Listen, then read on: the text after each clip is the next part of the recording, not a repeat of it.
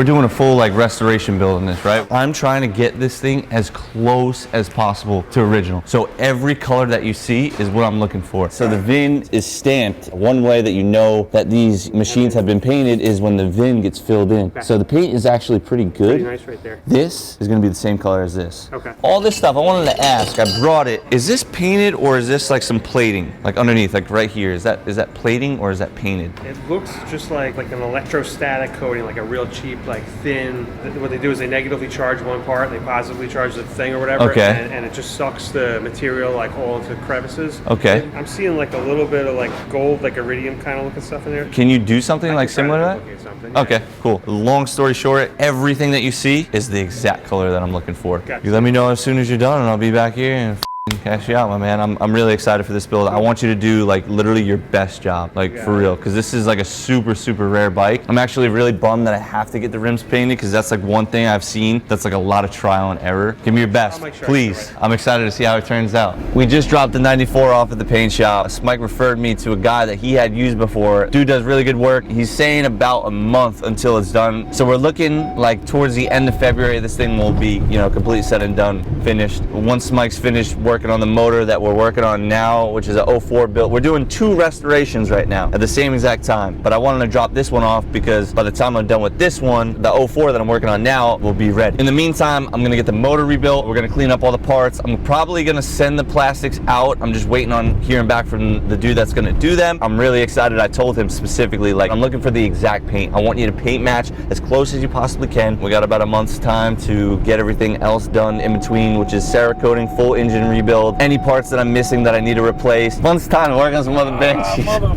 A lot of Banshee stuff in the winter, the shit that I've been pushing off for months because we're always out doing whatever, and the last thing I want to be doing on a nice beautiful day is sitting inside. But now that it's 15 degrees and there's absolutely jack shit for us to do in this goddamn weather, getting shit done. There it is. The last that we left off with the 94 Banshee, we pretty much stripped it down completely. I brought it to the painter. So this one, I was trying to keep like as close as possible to OEM, almost to the point where you wouldn't even know if it was restored by looking at it. So we have all the parts back now. It's like literally 2.5 months later. This has been sitting on the floor for a minute as we were finishing up the last build, and now we have another build in the works and another build on top of that. Everything came out amazing. If you would have seen, just for example, something like the rims, right? The rims were so chopped, had the craziest curb rash, some like serious gashes. Look at them now. They look brand new. Not only are they like paint matched to the T, all the curb rash gone. You wouldn't even know. Push fucking pops, I like to call them, inside these rims. If you pop them out, you can see that underneath it, it goes back to the original aluminum. So that's like one thing that would stand out if you got it powder coated, right? It's the little details that we're paying attention to here with this build. A lot more is going into this one than, let's say, that 04 that we turned into an 09 replica. So some of the stuff you can still get, for example, like a skid plate, you can buy it brand new, but it's not the same color as the 94. So I think like in 2002 or 2004, they switched up the colorway. They went like a darker silver. So if you were to buy a skid plate right now, that's the color that you're getting. So I literally handed the painter these brand new skid plates that needed nothing. I could have easily just put them on the ATV, and I told them, hey, strip them down and paint them the exact same color that you painted the frame, that you painted the swing arm, that you painted the carrier, that you painted the A-arms. And I did that with the front bumper as well. Pretty much, I think I got everything painted that I possibly could. Front rad, I got that done. The handlebars, I think like the engine mounts, the side brackets that hold the fenders, obviously the rims, the frame. That was like one thing that I had to specifically tell him is like, I want the VIN to be readable, you know what I'm saying? Not filled in with paint. When I'm looking at these Banshees and I'm buying them and someone is telling me that it's completely original OEM, the first thing that I look at is the VIN, because if the VIN is covered, then it's been painted. It should always have almost like a brown filling on the inside of those letters. The color match is so on point for this. I think this might be literally like one of the first restored 94s that is like to the T. A lot of people try and replicate the rims by powder coating them. It doesn't work. There's no color that is as close as what we have right there on those rims. Like I looked at the original one, this paint back to back, so close. And there's no coat for this. He literally made everything like just sitting there and putting dots on the rims, letting them dry up and see how they look. So we're gonna start piecing it together. I have majority of the parts here that we're recycling and reusing that are freshly painted. And then I have like a $2,000 Partzilla order that should be here within the next couple of days. We'll really start piecing everything together. Even the motor, I completely did everything on this OEM. So the OEM pistons, I actually didn't even need pistons, it just needed new rings. I got the cylinders powder coated gloss black. We vapor honed the cases, just went all out. Everything OEM. I even got like a fresh Cerakoted exhaust. Now, obviously some of the parts I can't replace, like the seat, but I'm gonna have someone clean up the leather and then obviously clean up the bottom. I don't want to put a replica seat cover just because I'm trying to keep it as original as possible. I could easily just get, you know, a replacement cover, but I don't want to do that. So I'm going to try and clean this up as much as possible. The plastics, those are getting restored as well. Almost like impossible to find them right now. And if you do, people want like just $3,000 for the plastics alone. Crazy. Got a bunch of parts vapor honed, so they look really clean. Front hubs, they're just really shiny aluminum now. So these were really nasty looking, but now they're all cleaned up. I did get a couple little parts from eBay, things that aren't crazy of a necessity. Like these, I could have easily bought an OEM chain, but it's the same DID 520 chain. So I got this,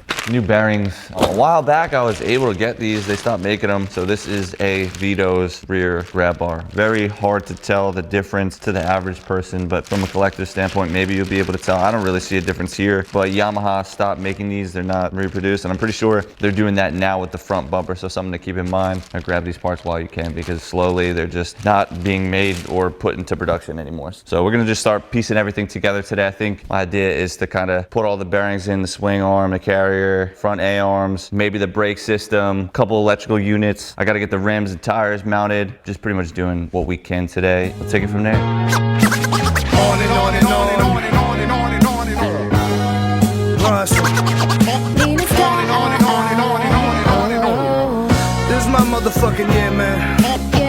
I don't give a fuck what nobody says no more. No more playing the sidelines.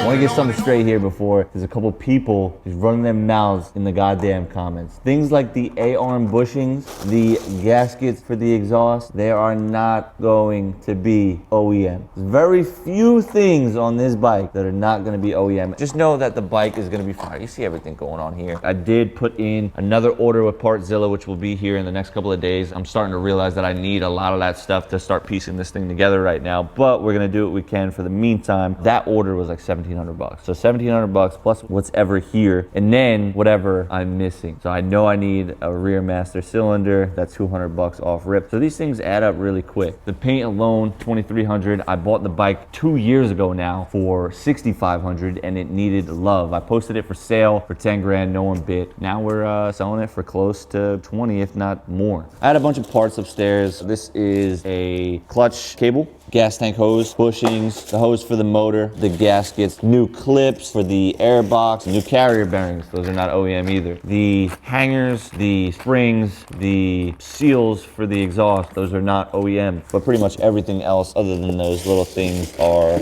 OEM. All this stuff, rips. You got the air box snorkel, the air box snorkel mount, spring that connects the OEM exhaust, the rubber pieces for the gas tank, literally everything else, the key, bunch of fucking bolts. So for those of you guys that still think Banshees are worth $4,000, you're smoking dope. Just the parts alone cost more than $4,000. A whole exhaust system, I think if you were to buy it brand new, entire exhaust is like over $1,000. So people that think those exhausts are worth nothing, you're fucking stupid. We're gonna start off with putting the steering stem bearing, then the steering stem, and we'll work our way from there. And look how pretty it is. You know how pretty Austin. Albania style, rock leathers in the sand. I'll shoot my cousin for nothing, dominant man. Go visit fam with no problems on some normal shit. Straight from Skop, Macedonia, the floral lit. Licorice liquor, 1 cube, a touch of water. Watch it mix, turn white like the Dutch's daughter. I'm in the corner, puffing ganja with the musky odor. Destination back in your throat, cover soda. This is Bam Bam Bigelow. Queens to Asbury Park, Connect Figaro. My uniform, Carhartt sweats and Gore-Tex. Athletic horses on my chest and on my short sets. The Leslie Nielsen of the weed and the word. This is Action Bronsolini, 33 in the third, kid.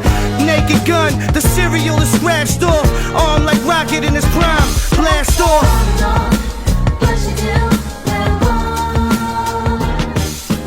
That's the fucking book.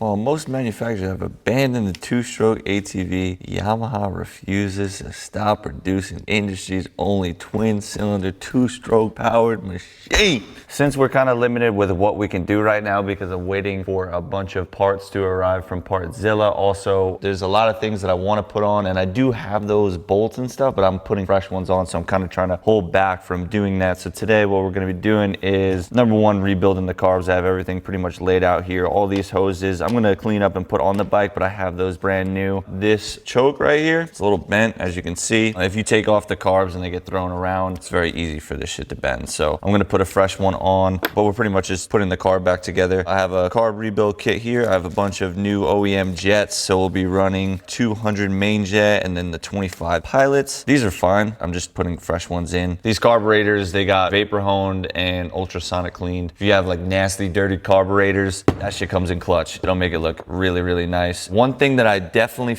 up the last build, right? The average person, you're probably not gonna know this, and it's very easy for this to get mixed up. One of these float bowls actually has a jet, right? I swapped that out the last time. Pretty much the bike would not start unless I stood at 12 o'clock. If I would kick the bike over 30 times and nothing would happen because there wasn't enough fuel getting into the float bowls. So when I stood it up, it would start up literally in 1 or 2 kicks. So be careful. You can notice one of them has a jet in it. I believe that goes to the choke side. And then we're gonna clean up the whole wire harness. There's really no point in buying one of those. That one works fine. For my collectors, get in contact with me because I want your goddamn money. Start building myself. Yo, Orlando Magic warm-up suits and black shacks. 95 younger Bronson on the fast track to blast scat. Now I'm looking past that. I want the cash stack higher than the NASDAQ. I put the work in the downtime. I'm cooking lamb. 1,000 Dutches in the air like it's a reefer jam. Aretha Jane, you better R-E-S-P-E-C-T me, or it's the forest where the motherfucking rescue team be. Peking duck and large liver goose carver. Swiss Valley smoke cigar just like a new father. You know the motto, jacket to the knee. I can't help if I'm a fiend. I had to tap into the P, Lord. Spark a seance cause everybody lived it. I'm like the strainer with the fucking powder being sifted up. This is Queen's Day, alleys where the fiends play. You'll cuff the guests on the construction, take it easy. This for my people making sales until they back hurt. See the beast on the creep, they let the max work. Bitch on the back, so do the dippies on the bikes and loud pipes and rocket levers like a wild Viking. My man who just came home, and summer going up. He's up in the alley, sipping Valley, fucking throwing up.